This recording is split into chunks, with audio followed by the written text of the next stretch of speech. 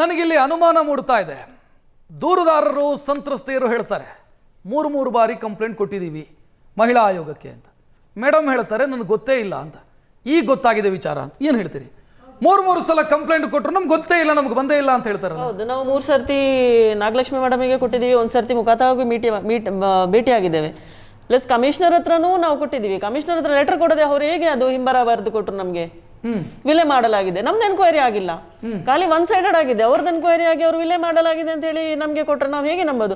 ನಮ್ದು ಎನ್ಕ್ವೈರಿ ಆಗ್ಲಿಲ್ಲ, ನಮ್ಗೆ ಇಲ್ಲಿ ಎನ್ಕ್ವೈರಿ ಮಾಡ್ಲಿಲ್ಲ. ನಮ್ಗೆ ಲೇಡೀಸ್ ನಾಗಲಕ್ಷ್ಮಿ ಚೌಧರಿ ಅವರನ್ನು ಯಾವ ಭೇಟಿ ಆಗಿದ್ರಿ ಈ ವಿಚಾರಕ್ಕೆ ಸಂಬಂಧಿಸಿ? ಭೇಟಿಯಾಗಿದ್ದು ನಾನು ಆಲ್ಮೋಸ್ಟ್ ಜುಲೈ ಸೆಪ್ಟೆಂಬರ್ ಅದು ಹೊತ್ತಿಗೆ, ಜುಲೈ ಆಗಸ್ಟ್ ಬೆಂಗಳೂರಲ್ಲಿ ಬಂದು ಭೇಟಿ. ಹೌದು, ಅವ್ರ ಮನೆಗೆ ಹೋಗಿ ನಾವು ಗೊತ್ತೇ ಇಲ್ಲ ಅಂತ ಗೊತ್ತೇ ಇಲ್ಲ ಅಂತ ಹೇಳ್ತಾರೆ. ಅದೇ ಅವರಿಗೆ ಬೈ ರಿಟರ್ನ್ ಬೇರೆ ಕೊಟ್ಟಿದ್ದೇವೆ, CD ಬೇರೆ ಕೊಟ್ಟಿದ್ದೀವಿ. ಅವ್ರು ಯಾಕೆ ಈ ತರ ಹೇಳ್ತಿದ್ದಾರೆ ನಮಗೇನೆ ಅರ್ಥ ಆಗ್ತಾ ಇಲ್ಲ. 3 ಸತ ಕಂಪ್ಲೇಂಟ್ ಕಮಿಷನರ್ ಹೇಳಿದ್ರೆ ಕಮಿಷನರ್ ಕಂಪ್ಲೇಂಟ್ ಕೊಟ್ಟರೆ ನಾವು ACP ಕಳಿಸ್ತೀವಿ ಅಂತ ಹೇಳ್ತಾರೆ. ACP ಏನು ಆಕ್ಷನ್ ತಗೊಳ್ಳೋದಿಲ್ಲ. ನಮ್ ಯಾರನ್ನ ನಂಬೋದು ಈ ತರ ಆದ್ರೆ? ಏನ್ ಹೇಳ್ತೀರಿ? ನಾಗಲಕ್ಷ್ಮಿ ಚೌಧರಿ ಅವರು ಹೇಳಿದ್ದನ್ನು ನೋಡಿದ್ರಿ? ಹೋಮ್ ಮಿನಿಸ್ಟರ್ ಅದನ್ನ ಹೇಳ್ತಾರೆ, ನಾವು ಕಮಿಷನರ್ ಮಾಹಿತಿ ಕೊಡ್ತೀವಿ. ನಾವು ನಾಗಲಕ್ಷ್ಮಿ ಮ್ಯಾಮ್ ಆಫೀಸಿಗೆ ಹೋಗಿದ್ದೇವೆ, ಅಲ್ಲಿ ಸಿಬ್ಬಂದಿ ಹತ್ರ ಕಂಪ್ಲೇಂಟ್ ಕೊಟ್ಟಿದ್ದೀವಿ, ಮಹಾನಿರ್ದೇಶಕರ ಹತ್ರ ಕೊಟ್ಟಿದ್ವಿ, IG ಹತ್ರ ಕೊಟ್ಟಿದ್ವಿ, ಕಾನೂನು ಪ್ರಾಧಿಕಾರ ಕೊಟ್ಟಿದ್ವಿ, ಹ್ಯೂಮನ್ ರೈಟ್ಸ್ ಕೊಟ್ಟಿದ್ವಿ. ಎಲ್ಲ ಬರುವಾಗ ಅದು ಬರುದು ಇವರಿಗೆ ACPಗೆ ಶ್ರೀಕಾಂತ್ಗೆ ಇಲ್ಲೆಲ್ಲ ವಿಲೆ ಮಾಡಲಾಗುವುದು.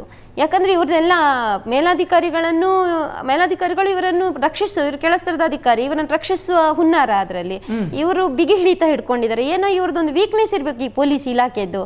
ನನ್ಗೆ ಏನ ಅರ್ಥ ಆಗತ್ತೆ ಅಂದ್ರೆ, ನನ್ನಂತ ಒಂದು ಬಡ ಹೆಣ್ಣು ಮಗಳು ಹೋಗಿ ಪೊಲೀಸ್ ಇಲಾಖೆಯಲ್ಲಿ ಮಾತಾಡಿದ್ರೆ ಆ ಕಮಿಷನರ್ ಹತ್ರ ನನಗೆ ಮರ್ಯಾದಿಲ್ಲ. ಯಾಕಂದ್ರೆ ಅವ್ರು ಹೀಗೆ ನೋಡ್ತಾರೆ, ನಾವು ಏನಾದ್ರು ಲೆಟರ್ ಕೊಟ್ಟರೆ ಯಾವುದಕ್ಕೆ ಸೈನ್ ಹಾಕ್ಬೇಕಂತ ಆ ಪುಣ್ಯಾತ್ಮನಿಗೆ ಗೊತ್ತಿಲ್ಲ.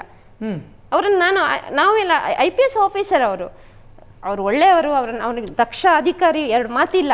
ಬಟ್ ನಾವು ಇನ್ಸ್ಪೆಕ್ಟರ್ ವಿಷಯದಲ್ಲಿ ಕಂಪ್ಲೇಂಟ್ ತಗೊಂಡು ಹೋಗಿ ಅವ್ರ ಕೈಲಿ ಕೊಟ್ರೆ ಅದಕ್ಕೆ ನಮ್ಗೆ ವ್ಯಾಲ್ಯೂ ಇಲ್ಲ. ಅವರನ್ನು ನೋಡೋ ರೀತಿನೇ ಬೇರೆ. ಒಂದ್ ನಿಮಿಷ, ಜುಲೈಯಿಂದ ಅವ್ರ ಪಾಪ ಕಂಪ್ಲೇಂಟ್ ಕೊಡ್ತಾ ಇದ್ದಾರೆ. ನಾಗಲಕ್ಷ್ಮಿ ಚೌಧರಿ ಅವರಿಗೆ ಕಂಪ್ಲೇಂಟ್ ಕೊಟ್ಟಿದ್ದಾರೆ, ಸಂಬಂಧಪಟ್ಟ ಯಾರ್ಯಾರೇ. ಈಗ ಮೀಡಿಯಾದಲ್ಲಿ ಬಂದು ಇದು ಸುದ್ದಿ ಆದ ನಂತರ ನಮಗೆ ನಿನ್ನೆ ಬಂದಿದೆ, ಸ್ವಯಂ ಪ್ರೇರಿತವಾಗಿ ಕೇಸ್ ಮಾಡ್ಕೊಂಡಿದ್ದೀವಿ, ನೋಡೋಣ ಮುಂದಕ್ಕೆ ಏನಾಗತ್ತೆ ಅಂತ ನೋಡೋಣ, ರಿಪೋರ್ಟ್ ಕೇಳಿದೀವಿ. ಏನ್ ಅರ್ಥ ಆಗ ಬಹಳ ಅನುಮಾನ ಮೂಡಿಸ್ತಾ ಇದೆಯಲ್ಲ.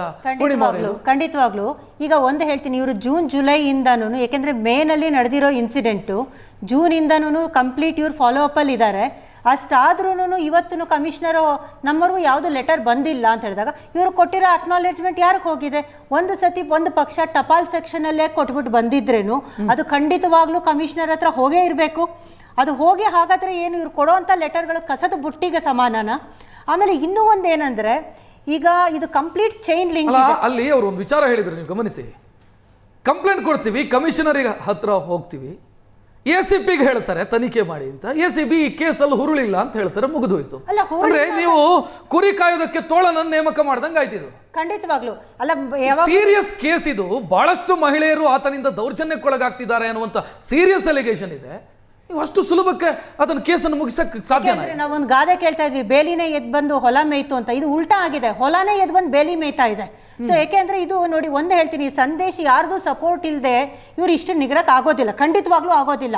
ಖಂಡಿತವಾಗ್ಲೂ ಅವ್ರ ಹೈಯರ್ ಅಪ್ಸ್ಗೆ ಇವ್ರದ್ದು ಯಾವುದೋ ಒಂಥರ ಕಾಂಟ್ಯಾಕ್ಟ್ಸ್ ಇರುತ್ತೆ. ಇಲ್ಲ ಹೆಂಗಿರುತ್ತೆ ಅಂದ್ರೆ, maybe women child links ಕೊಟ್ಟಿರಬಹುದು, ಇಲ್ಲ ಬೇರೆ ಯಾವುದೋ ಒಂದು ಜುಟ್ಟು ಜನವಾರ ಈ ಅಪ್ಪ ಹಿಡ್ಕೊಂಡಿರ್ಬೋದು. ಹಾಗಾಗಿ ಅವ್ರು ಬಾಯಿ ಮುಚ್ಕೊಂಡಿದ್ದಾರೆ. ಆಮೇಲೆ ಇನ್ನೂ ಒಂದು ನನಗೆ ತುಂಬ ಹಿಂಸೆ ಅನಿಸಿದ ಪರಿಸ್ಥಿತಿ ಏನಂತಂದರೆ, ಒಬ್ಬ ಗಂಡಸು ಅವನ ಯಾವುದೇ ಒಂದು ಕುಷ್ಕೃತ್ಯದಿಂದ ಅವನ ಆಚೆ ಬರಬೇಕು ಅಂತಂದಾಗ ಹೆಣ್ಣ ತೇಜೋವಧೆ ಮಾಡೋದು ಎಷ್ಟು ನ್ಯಾಯ ಸಮಂಜಸ? ಒಂದು ಪಕ್ಷ ಅವನೇ ಹೇಳ್ದಂಗೆ ಒಂದು ಹೆಣ್ಣು ಅವನು ಹೇಳೋಂಥ ಕೆಲಸನೇ ಮಾಡ್ತಾ ಇದ್ದಾರೆ ಅಂತಂದ್ರೇನು, ಆದರೂ ಅವನಿಗೆ ಅವಳ ಕ್ಯಾರೆಕ್ಟರ್ ಅಸಾಸಿನೇಷನ್ ಮಾಡೋ ಅಧಿಕಾರ ಖಂಡಿತವಾಗ್ಲೂ ಇಲ್ಲ. ನಮ್ಮ ಸಂವಿಧಾನ ಒಂದು ಹೆಣ್ಣು ಮಗಳಿಗೆ ಆ ಥರ ಕೆಟ್ಟದಾಗಿ ಮಾತಾಡೋ ಅಂಥ ಅಧಿಕಾರ ಖಂಡಿತವಾಗ್ಲೂ ಯಾರಿಗೂ ಕೊಟ್ಟಿಲ್ಲ. ಅವನ ಆಮೇಲೆ ಒಂದು ಪೊಲೀಸ್ ಅಧಿಕಾರಿ ಆಗಿದ ತಕ್ಷಣ ಅವ್ನು ಏನು ಬೇಕಾದರೂ ಮಾತಾಡಬಹುದು ಅಂತ ಅದು ಹೆಂಗೆ ಅನ್ಕೊಂಡ್ರು? ಇವಾಗ ನೋಡಿ, ಇವಾಗ ನಾಗಲಕ್ಷ್ಮಿ ಚೌಧರಿ ಅವ್ರು ಹೇಳ್ದಂಗೆ ಈಗ ನಮಗೆ ನಮಗೆ ನ್ಯೂಸ್ ಬಂದಿದೆ, ನಾವು ಸ್ವಯಂ ಪ್ರೇರಿತರಾಗಿ ನಾವು ಕಂಪ್ಲೇಂಟ್ ರೈಸ್ ಮಾಡ್ಕೊಂಡಿದ್ದೀವಿ ಸುಮೋಟೋ ಅಂಡರು ಅಂತ ಹೇಳ್ತಾರೆ. ಹಾಗಾದ್ರೆ ಇವರು ಜೂನಿಂದ ಮಾಡಿರೋದ್ರಲ್ಲಿ ಮತ್ತೆ ಹಾಗಾದ್ರೆ ಅವರಲ್ಲದೆ ಅವರ ಪರಕಾಯಿ ಪ್ರವೇಶ ಮಾಡಿ ಅಲ್ಲಿ ಹೋಗಿ ಹೇಗೆ ಹೇಳ್ತಾ ಇದ್ದಾರೆ? ಸಂತ್ರಸ್ತೆಯರಿದ್ದಾರೆ, ದೂರು ಕೊಡೋದಕ್ಕೆ ರೆಡಿ ಇದ್ದಾರೆ, ದೂರುದಾರರಿದ್ದಾರೆ ಈ ಕೇಸಲ್ಲಿ. ಅಲ್ಲ, ಯಾಕೆಂದ್ರೆ ಆಲ್ರೆಡಿ ಇವ್ರು ಕಂಪ್ಲೇಂಟ್ ಕೊಟ್ಟಿರೋವಾಗ ಅವ್ರು ಸ್ವಯಂ ಪ್ರೇರಿತರಾಗಿ ಅದೇನ್ ಕಂಪ್ಲೇಂಟ್ ತಗೊಂಡಿದ್ದಾರೆ? ಹಾಗಾದ್ರೆ ಯಾಕೆಂದ್ರೆ ನೋಡಿ ಇದು ಕಂಪ್ಲೀಟ್ ಆಗಿ ಒಂದು ಹೇಳ್ತೀನಿ, there is a very big conspiracy in this. ಯಾಕೆಂದ್ರೆ ಇದು ನೋಡಿ, ಒಂದು ಮೂಡುಬಿದ್ರೆ ಒಬ್ಬ ಸಂದೇಶ್ ವಿಷಯ ಮಾತ್ರ ಇಲ್ಲಿ ಬರೋದಿಲ್ಲ, ಅವನ ಹಿಂದೆ ಯಾರ್ಯಾರು ಲಿಂಕ್ ಆಗಿದ್ದಾರೆ ಅನ್ನೋ ವಿಷಯನೂ ಇಲ್ಲಿ ಖಂಡಿತವಾಗ್ಲೂ ಆಚೆ ಬರಬೇಕು. ಈಗ ಇವ್ರು ಹೇಳ್ತಾರೆ ನಾವು ತನಿಖೆ ಮಾಡಿ ಸಸ್ಪೆಂಡ್ ಮಾಡ್ತೀವಿ ಅಂತ. ತನಿಖೆ ಮಾಡ್ತಾರೆ, ಸಸ್ಪೆಂಡು ಮಾಡ್ತಾರೆ ಅಂತಾನೆ ಇಟ್ಕೊಳ್ಳೋಣ ಒಂದು ಪಕ್ಷ, ಏನೋ ಒಂದು, ಯಾಕೆಂದ್ರೆ ಅವ್ನು ಮಾಡಬೇಕಾದಷ್ಟು ಇವತ್ತು ಮೂಡುಬಿದ್ರೆ ನಾಳೆ ಇನ್ನೊಂದು ಕಡೆ ಹೋಗ್ತಾನೆ. ಈಗ ಇನ್ನೂ ಒಂದು ಹೇಳ್ತೀನಿ, ಈಗ ಇವರಿಬ್ರು ಸಂತ್ರಸ್ತೆಯರು ಇವಾಗ ಆನ್ ಏರ್ ಬಂದಿದ್ದಾರೆ, ಇವ್ರದ್ದು ಹಿಂದೆ ತುಂಬಾ ಜನನೂ ಇರ್ತಾರೆ.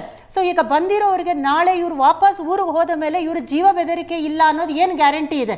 ಸಸ್ಪೆಂಡ್ ಆಗ್ತಾನೆ ಹೊರತು ಅರೆಸ್ಟ್ ಅಂತೂ ಖಂಡಿತವಾಗ್ಲೂ ಆಗಲ್ಲ. ಆ ಒಂದು ಪಕ್ಷ ಅವ್ನು ಅರೆಸ್ಟ್ ಆಗೇ ಹೋಯ್ತು ಅಂದ್ರೆ ಇವ್ರು ಹೇಳ್ದಂಗೆ ಅವ್ನ ಚೇಲ ಚಾಮುಂಡಗಳು ಸಿಕ್ಕಾಪಟ್ಟೆ ಜನ ಇದ್ದಾರೆ ಅಂತ. ಯಾಕೆಂದ್ರೆ ಇವ್ರು ಒಂದು ಮಾತು ಹೇಳಿದ್ರು, IB-ನಲ್ಲಿ ಇರೋಂಥ ಜನ ಇವ್ರುಗಳಿಗೆ ಕಾಲ್ ಮಾಡಿ ಬೆದರಿಕೆ ಹಾಕ್ತಾ ಇದ್ದಾರೆ ಅಂತ. ಸೊ ಹಾಗಾದ್ರೆ ಅವ್ನ ನೆಟ್ವರ್ಕಿಂಗ್ ಎಲ್ಲಿಂದ ಇದೆ ಅಂತಂದ್ರೆ IB-ಇಂದ ಹಿಡಿದು IPS ಆಫೀಸರ್ವರೆಗೂ ನೆಟ್ವರ್ಕಿಂಗ್ ಇಟ್ಕೊಂಡಿದ್ದಾನೆ ಅಂತಂದಾಗ ಖಂಡಿತವಾಗ್ಲೂ ಸಂತ್ರಸ್ತೆಯರಿಗೆ ಜೀವ ಬೆದರಿಕೆ ಇದೆ ಅಂತ ನಾನು ಹೇಳ್ತೀನಿ. ಸೊ ಈಗ ನಮ್